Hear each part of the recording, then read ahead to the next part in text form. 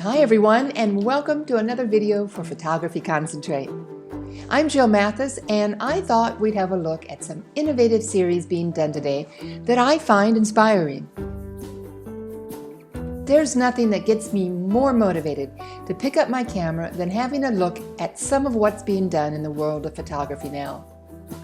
A couple of these names are new discoveries for me, and I hope they will be for you too. But more than that, I hope they inspire you to keep pushing and growing in your photography. So far, I've done about 2 Looking at the Masters videos that were more about getting to know some of the photographers who were important in the growth and development of modern photography. Instead, with this video, we're going to concentrate more on the whole idea of the importance of having a series, a body of work that you dedicate your creative mind to. I firmly believe that after a certain point, if you don't identify an area of relevance that gets you wanting to dig deeper for yourself and gets your heart beating just a little bit faster, your photography starts to stagnate and you lose interest in something that can be an incredibly important part of your life. Randomly photographing only satisfies a part of our desire to create, to photograph. In the beginning, shooting whatever comes in front of your lens is all part of growing and learning. But after that stage, as in any relationship worth its weight, you have to start looking beyond the superficial.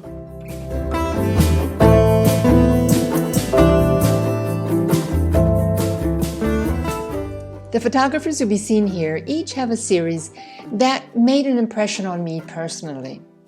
One for the ambitiousness and the social relevance of the work, a couple for just the way they turn simple subjects into such sublime photos. Another for the use of multiple arrangements, and by that I mean diptychs and triptychs, for which I've had a lifetime fascination with, and still another for the crisp elegance in the landscapes.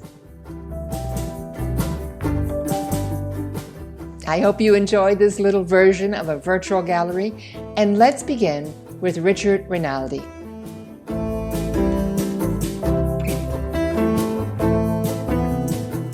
In a few words, Rinaldi's series, Touching Strangers, which he began in 2007 and finished around 2013, involves asking complete and total strangers, people he found going about their daily lives, to physically interact with one another for a portrait in ways that people are taught to reserve for just close friends and family. He photographed with an 8x10 view camera all over the States. What I found interesting was the evolution of this work that he talks about at length in an interview for Aperture. I like the fact that he admits that this entire series was a step outside of his comfort zone and that he had to psych himself up to go photograph. How I appreciate and understand that kind of effort.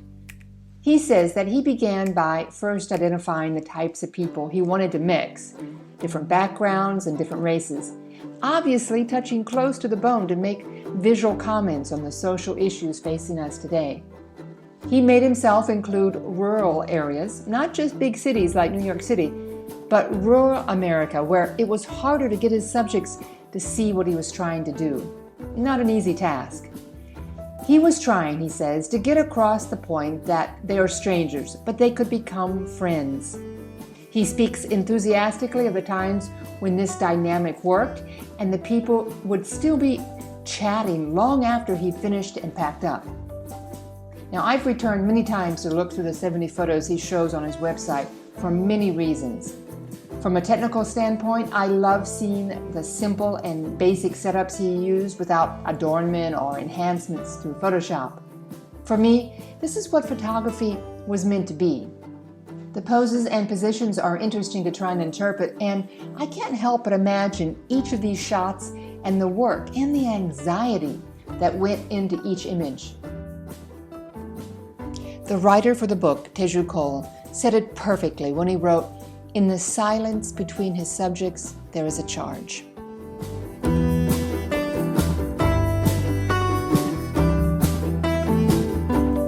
The editor Damiani, who published one of my books, has for many years now been a point of reference for me, sort of a finger on the pulse of photography. And there were two books that they published in 2018 that left me in awe of the beauty found in incredibly simple subjects. The first Damiani book that caught my eye was by the documentary photographer Rachel Cobb, entitled Mistral. This is a 20-year project dedicated to a fleeting and impermanent theme, wind. And in particular, the evidently legendary wind found in the Provence region of France.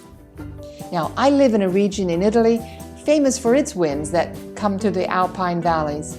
Maybe not quite as strong as what Cobb photographed, but something that is a constant presence. So on a personal level, I can truly relate to this work. The wind is something that, when you think about it, is invisible. So you have to ask yourself, how do you photograph something invisible? Or even more to the point, how do you create a series that can sustain a book on something like this? Now, while I expected to see trees and other objects blowing in the wind, I love the mix of more subtle images, such as this one of the old man's jacket parting from the wind, or the bride's veil, and this one of the squinting horses. This diptych here is truly lovely, with the sheer sheets on the left seeming to have the same quality as the ladies' dresses. These images, to me, are the real meat of the project. The pounding surf and images such as the wheat field and the more abstract photos caused by the wind blowing the subject are the images that make the work flow, the icing on the cake, so to speak. Had Cobb filled the book with just these types of images, the 192 pages would have been probably a bit too repetitive. But mixing the two approaches creates a lovely movement, almost an up and down feel as you go from page to page. I've talked about this notion in other videos. Sticking with a concept, an idea for a considerable period of time, which you need to do in order to have a full-bodied series, is fundamental. If you breeze through, sorry for the pun, an idea, you don't get the insight you need to find images that go beyond the superficial.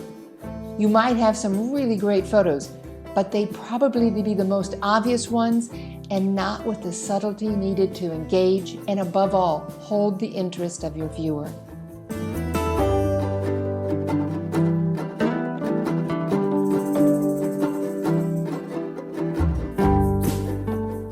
The second book in Damiani's catalog is from a British photographer I've always enjoyed, Adam Foose, whose usual work is made with photograms and daguerreotypes. He says his choice of early photographic techniques is a reaction to the mass production of generic images. The photos in this series are very large photographs, and the way they are made is with a large sheet of photographic paper floating in a tray of water, then exposed to a bright flash of light at the very moment when Foose splashes a bucket of water onto the paper. The synopsis from the Metropolitan Museum in New York City reads, "The plunging of the water on the paper's landscape and the rippling concentric waves and myriad individual droplets of the water's surface are all recorded on the sheet, but the abstract pattern seems rather to record the birth of a solar system or the splitting of atoms." Now, water as a subject is something that Foose has been photographing for over 30 years. He writes that his influence while growing up was always about being outside as a way to escape a difficult childhood. I've seen this work up close, and for those of you who have never seen a photo using this unique process, you'd be amazed at the precision of the details due to the paper being in direct contact with the subject, which in this case is water. This process dates back to the early 19th century, and believe it or not, makes the photographs from our modern-day cameras look practically soft focus. Now, apart from the appealing technical qualities, I love this work for two reasons. One, because it's incredibly simple, and finding a new way to photograph water, something that has always been tried with things like macro photography or complicated sets with photography lights, that's quite a feat. But above all, I love the fact that each photo is completely unique. You could raise the argument that all photos are unique, snapped in a millisecond of time that is not repeatable, but these are created and processed in such a way that there is no second chance to even come close to repeating. So, no matter how you look at it, these are truly one-of-a-kind images. Staying on the topic of water, I wanted to share with you a beautiful body of work by the photographer Toshio Shibata. The series is mainly of water infrastructures, such as dams, and is both painterly and at times slightly abstract. The subject of the interaction of man with nature has been addressed countless of times in art, but for me, seeing this topic translated into photographs makes it all the more touching. Shibata also uses large format cameras, concentrating on the details in the landscape rather than referencing scale. He wants the viewer to focus on the textures and the repeating patterns and the gracefulness of both the water and the man-made structures as they interact with each other. You see, many of the photographs have a very Japanese influence in the use of negative space, or ma, which is the word for this particular concept. Negative space, when used correctly, sometimes becomes even more important than the actual subject. I have been studying this for many, many years, and I tend to use it a lot in my work, both in my commercial, industrial work and my artwork. For those of you not familiar with the intentional use of negative space, here's an excerpt from a poem I found years ago that explains it perfectly. Pots are formed from clay, though the space inside them is the essence of the pot. Walls with windows and doors form a house, though the space within them is the essence of the house. As you can see, Shibata's work, those images where he used negative space, has that exact feeling. The openness of the water taking up a majority of the photo is the essence of both the work and the actual subject being photographed. Another thing I like is that he doesn't overuse long exposures and just peppers the series with them. Long exposures with running water is a gorgeous effect, but at times I feel is relied on a little bit too much. I found it interesting that Shibata studied and completed his MFA in oil painting, and I think it shows in his very deliberate arrangements of elements in each of the photos.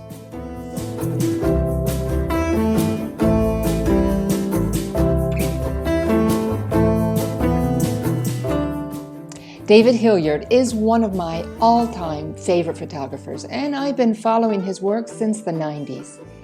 From his biography on the New York Gallery Yancey Richardson site, you can read that these multi-paneled photographs present complex narratives on a range of themes and issues such as masculinity, coming of age, and spirituality.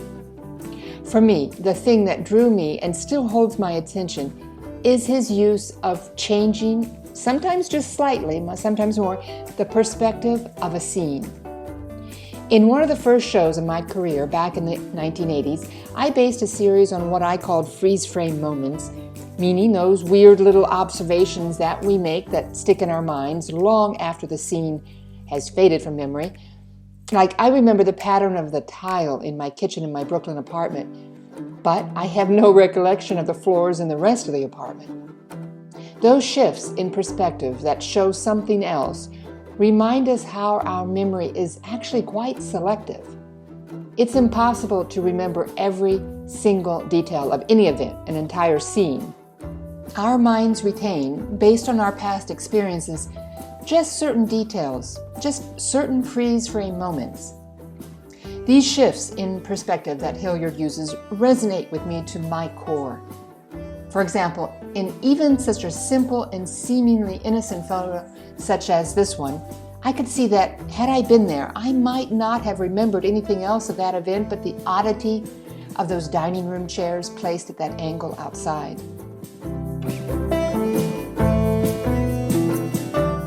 Or in this triptych here, while I might have felt like a peeping Tom walking alongside this house and seeing the old man inside, there's a good chance, had I been there, my mind would have latched onto that bright red shovel handle against the blue wall and kept that as a souvenir in my memory.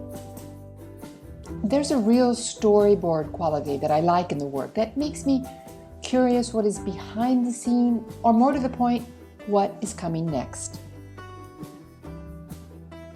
I hope you enjoyed seeing some of the work of these photographers as much as I did. I especially hope that you got an idea of what it takes to create a successful body of work that can withstand time and changes in fashion, where each photo creates a dialogue with the next and leads the viewer to keep turning the page, curious to see what's next. These aren't the lucky shots of our famed Instagrammers. This is the kind of work, these are the kind of photographers that give me hope for the future of photography. These are the photographs that take time to make and take time to understand from both sides of the camera.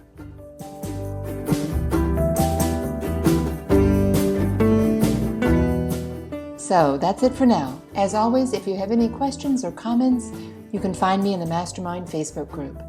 I look forward to seeing you there, and stay tuned for the next Studying the Masters video.